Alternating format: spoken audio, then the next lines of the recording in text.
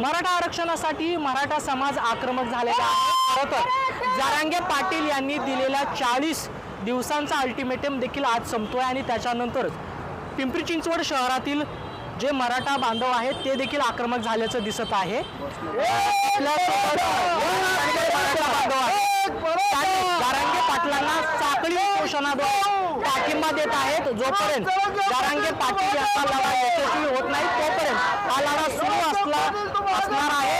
या संदर्भात बोलण्यासाठी आपल्यासोबत काही मराठा बांधव आहेत। काय सांगाल, हे नेमकं जे उपोषण असणार आहे ते कसं असणार आहे आणि किती दिवस चालणार आहे?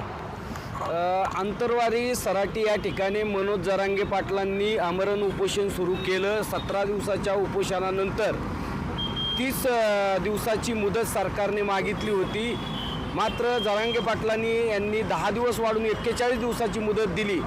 आज 41वा दिवस आहे। जरांगे पाटलांच्या मागण्यांची पूर्तता सरकार करू शकलं नाही, म्हणून आज आंतरवारी सराटी या ठिकाणी जरांगे पाटलांनी त्याच मागण्यांकरता उपोषण सुरू केले। हे उपोषण सुरू करत असताना पाणी, अन्न आणि सर्व त्याग त्यांनी केलेला आहे।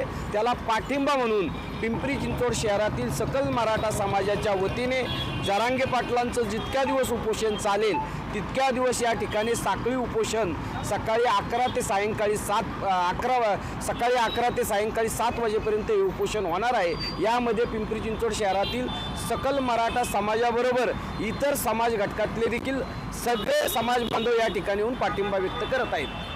तुमचं काय म्हणणं आहे? कारण मराठा समाज आक्रमक झाला असला तरी सरकार ज्या पद्धतीने लक्ष द्यायचं आहे त्या पद्धतीने लक्ष देत नाही असं वाटतं?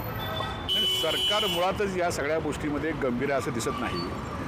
ज्या वेळेला जरांगे पाटलांनी त्यांचं उपोषण थांबवण्याचा निर्णय घेतला होता त्यावेळेला त्यांनी सरकारला 40 दिवसाची मुदत दिली होती। उलट त्यावेळेला सरकार किंवा त्यावेळेचे त्यांचे जे संयोजक मंत्री होते गिरीश महाजन यांनी असं सांगितलं की आम्ही 15 दिवसामध्ये आरक्षण देऊ, 15 दिवसामध्ये आरक्षण देऊ अशा पद्धतीची खात्री त्यांनी दिली होती।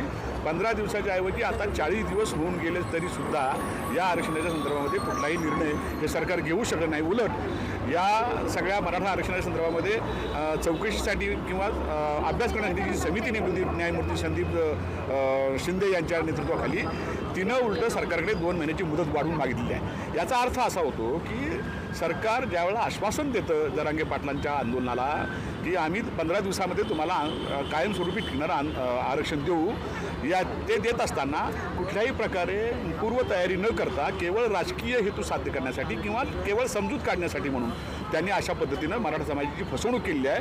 ती फसवणूक आता आपल्याला दिसून येते आहे आणि म्हणून सरकारने या बाबतीमध्ये एक गोष्ट लक्षात ठेवली पाहिजे की ज्या पद्धतीनं गेल्या 1.5-2-3 महिन्यापासून जरांगे पाटील संपूर्ण महाराष्ट्रभरामधल्या मराठ्यांना जागवत आहेत, त्यांच्यामध्ये प्रबोधन करत आहेत आणि एक भूमिका घेत आहेत की आम्हाला या ठिकाणी टिकणारं आरक्षण मिळालं पाहिजे आणि कुणबी म्हणून जे दाखले आम्हाला मिळायला पाहिजे ते सरसकट मिळाले पाहिजे अशी त्यांची मागणी आहे। आणि मग या मागणीच्या संदर्भामध्ये सरकारने सकारात्मक भूमिका घेऊन असं आम्हाला वाटलं होतं की काल विजयादशमी होती आणि विजयादशमीच्या मेळाव्यामध्ये मुख्यमंत्री जाहीर करतील की आता आम्ही आरक्षण मराठ्यांना देतो आहोत, परंतु तसंही काही झालेलं नाही। आणि हा भ्रमनिरास जो मराठा समाजाचा सरकार करत आहे आणि सरकारची राजकीय भूमिका घेऊन सर्वांना बरोबर घेऊन जायचं आहे अशा पद्धतीचा उद्देश सरकारचा असू शकतो, असला पाहिजे, आमचं त्याच्याबद्दल काही म्हणणं नाही। परंतु ज्या मराठ्यांना या ठिकाणी तुम्ही आरक्षण देतो असं सांगितलं आणि असं वारंवार सांगितलं जातं की देवेंद्र फडणवीसांनी मुख्यमंत्री असताना मराठ्यांना जे आरक्षण दिलं होतं ते हायकोर्टापर्यंत टिकलं, सुप्रीम कोर्टामध्ये टिकलं नाही आणि ते न टिकण्यामागं कारण ते सांगतायत की उद्धव ठाकरे यांचं सरकार आहे। उद्धव ठाकरेंनी याच्यामध्ये जाणीवपूर्वक लक्ष दिलं नाही असा त्यांचा आरोप आहे। परंतु जर मग ते टिकणारं होतं असं तुमचं म्हणणं होतं तर मग गेल्या 2-2.5 वर्षामध्ये किंवा आता तुम्ही 1.25 वर्ष झालं सत्तेवर आलात तर ते टिकणारं जे तुमचं टिकणारे जे तुमचे मुद्दे आहेत ते तुम्ही सुप्रीम कोर्टामध्ये का दाखल केले नाहीत आणि मग अशा पद्धतीनं केवळ आरोप प्रत्यारोप करून मराठा समाजाची फसवणूक करणं हे योग्य नाही असं आमचं म्हणणं आहे। आणि ज्या पद्धतीनं मनोज जरांगे पाटलांनी या आंदोलनामध्ये एक जीव ओतलेला आहे, प्राण ओतलेला आहे आणि या संपूर्ण महाराष्ट्रभरामधल्या संपूर्ण मराठा समाजामध्ये युवकांमध्ये, युवतींमध्ये, महिलांमध्ये, पुरुषांमध्ये जो एक वेगळ्या प्रकारचा एक भावना निर्माण झालेली आहे की आमच्यावर जो अन्याय होतोय त्या अन्याय जर निराकरण व्हायचं असेल तर ते आरक्षण मिळालं पाहिजे. आणि ही भावना सर्वसामान्य लोकांची भावना जर सरकारला कळत नसेल तर हे लोकनियुक्त सरकार कशाला म्हणायचं हा एक प्रश्न आहे. लोकांच्या भावना लक्षात घेऊन एकनाथ शिंदे असतील, देवेंद्र फडणवीस असतील, अजितदादा पवार असतील यांनी लोकक्षोभाला सामोरं जावं लागू नये यासाठी म्हणून जर त्यांना काळजी घ्यायची असेल, त्यांना जर या ठिकाणी सरकार स्थिरपणे चालवायचं असेल तर या ठिकाणी मी आवाहन करतोय सरकारला. मी मराठा समाजा नसलो तरी सुद्धा सांगतोय की मराठा समाजाला ज्या गरीब मराठा वर्ग जो आहे, गरजवंत मराठा जो आहे त्या गरजवंत मराठ्याला आरक्षण मिळणं हा त्याचा मौलिक अधिकार आहे. आणि संविधानाच्या तरतुदीनुसार जर तो त्यांना देणं शक्य असेल तर त्यांनी ते ताबडतोब दिलं पाहिजे. आणि त्यासाठी घटनादुरुस्ती करायची जर असेल तर घटनादुरुस्तीसुद्धा करण्यासाठी म्हणून सरकारवर केंद्रामध्ये पूर्ण बहुमतामध्ये नरेंद्र मोदींचं आहे, इथेही सरकार हे त्यांच्याच पक्षाचं आहे.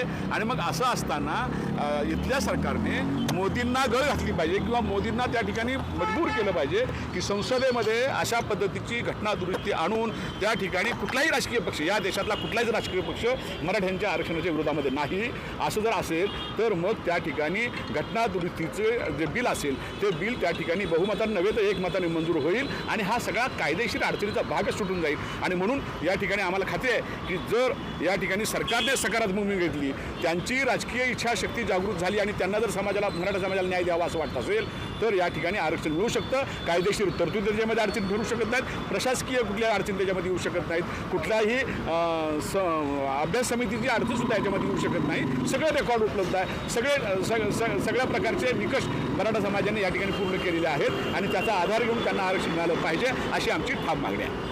काही नेते जे आहेत ते मराठा समाजाबद्दल म्हणजे आरक्षणाबद्दल संभ्रम निर्माण करण्याचा प्रयत्न करत आहेत. त्याच्यामध्ये नारायण राणेंनी जे वक्तव्य केले आहे त्याच्याकडे तुम्ही कसं बघता? नारायण राणेचं वक्तव्य हे BJPचा छुपा अजेंडा आहे असं मला वाटतं. कारण नारायण राणेंची पूर्वीची भूमिका वेगळी होती आणि आता ते वेगळी भूमिका घेत आहेत. भारतीय जनता पार्टीला जर आरक्षण खरोखर द्यायचं असेल तर मुख्यमंत्री उपमुख्यमंत्री यांनी मुंबईत निर्णय न घेता डायरेक्ट दिल्लीला गेलं पाहिजे आणि तिथं बसून नरेंद्र मोदींकडून घटनात्मक संसदेमध्ये कायदा करून ते आरक्षण दिलं गेलं पाहिजे. पण हे होताना दिसत नाही. आणि तुम्ही जसं म्हणताय तसं छगन भुजबळ असोत किंवा नारायण राणे असोत किंवा अजून कोण मराठा नेते असोत यांना पुढं करून आणि इतर नेत्यांना पुढं करून सरकार हे मनोज जरांगे पाटलांनी उभं केलेलं जे मराठ्यांचं आंदोलन आहे ते उधळून लावायचा प्रयत्न करत आहे अशी आमची ठाम भूमिका आहे. आणि सरकारला जर माहीत होतं 30 दिवसात आपण देऊ शकत नाही तर त्यांनी 30 दिवसाची वेळ का मागून घेतली?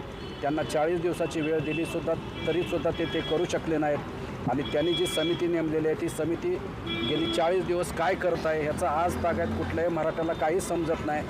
नक्की त्या समितीनं आजपर्यंत केलं काय आणि ते कशासाठी त्यांना वेळ पाहिजे हे सुद्धा सरकार सांगत नाही. सरकारचं फक्त मराठा समाजाला फसवणूक करण्याचं त्यांचं धोरण आहे आणि तेच ते राबवत आहेत अशी आमची ठाम भूमिका आहे. आणि सरकारला आम्ही आज या पिंपरी चिंचवड शहरातील सकल मराठा समाज मनोज जरांगे पाटलांच्या उपोषणाला मागणीला पाठिंबा देण्यासाठी या ठिकाणी आजपासून साखळी उपोषण करत आहोत. परंतु आम्ही उद्यापासून या पिंपरी चिंचवड शहरामध्ये कुठल्याही राजकीय सत्ताधारी किंवा विरोधातला असो परंतु जो आमदार खासदार असेल मंत्री असेल त्यांना या ठिकाणी कुठलाही कार्यक्रम आम्ही घेऊ देणार नाही. त्या ठिकाणी आम्ही शांततेच्या संविधानिक मार्गानं निषेधन करून सदर कार्यक्रमापासून त्यांना आम्ही परावृत्त करू ही आमची या ठिकाणी आज भूमिका राहणार आहे. इथून पुढं याची सरकारनं नोंद घ्यावी आणि सरकारनं घाळ बसू नये. तुम्ही तुमच्या शपथविधीसाठी पाठीसुद्धा उठून शपथविधी घेता पण तुम्ही शेतकऱ्यांच्या प्रश्नासाठी, मराठ्यांच्या प्रश्नासाठी, धनगरांच्या प्रश्नासाठी, आदिवासींच्या प्रश्नासाठी कधी पार्टी मिटिंग घेतलेली कधी महाराष्ट्रानं ऐकलं आहे का किंवा पाहिलं आहे का? तुमचे अजेंडे वेगळे आहेत आणि शोषितांचे अजेंडे वेगळे आहेत. तुम्ही शोषण करते आहात एवढं या ठिकाणी सांगतो आणि तुम्हाला वटणीवर आणल्याशिवाय आता मराठा समाज शांत बसणार नाही एवढंच या ठिकाणी तुम्हाला आव्हान देतो. बऱ्याचदा आपण बघतोय की मराठा बांधव जे आहेत ते तरुण जे आहेत ते आत्महत्याचा जो मार्ग आहे तो पत्करत आहेत. आरक्षण मिळत नाही असं म्हणून ते आत्महत्या करत आहेत. हे कितपत योग्य पाऊल टाकलं जातं आहे आणि काय तरुणांना आवाहन कराल? नक्कीच 40 वर्षापासूनचा हा जो लढा आहे त्यामुळे एक मराठा समाजामध्ये प्रचंड सरकारच्या बाबतीमध्ये प्रचंड असा रोष आहे आणि त्या नाराजीतून आणि त्या उद्विग्न अवस्थेतून मराठा समाजातील तरुण आत्महत्या करते. परंतु आम्ही सर्वांनी मराठा समाजातील तरुणांना आवाहन केलं आहे की हा प्रश्न आत्महत्या करून सुटणार नाही, तर सरकारच्या विरोधामध्ये दोन हात करून सरकारच्या विरोधामध्ये ठामपणानं आपली भूमिका मांडून या सत्ताधाऱ्यांच्या विरोधामध्ये आपण कठोर भूमिका आपण घेतली पाहिजे. तर आत्महत्या करून आमचा प्रश्न सुटणार नाही, तर संवैधानिक मार्गाने आमचा प्रश्न कसा सुटेल तो त्या सरकारनं सोडवला पाहिजे. नाही जर प्रश्न सरकारने सोडवला तर त्या सरकारला मात्र आम्ही आता मराठे आता हा हिसका दाखवल्याशिवाय आता राहणार नाही, हे सुद्धा या आता शांततेच्या मार्गाने जे आंदोलन चालू आहे त्या माध्यमातून आम्ही त्यांना ठणकावून आम्ही सांगतोय.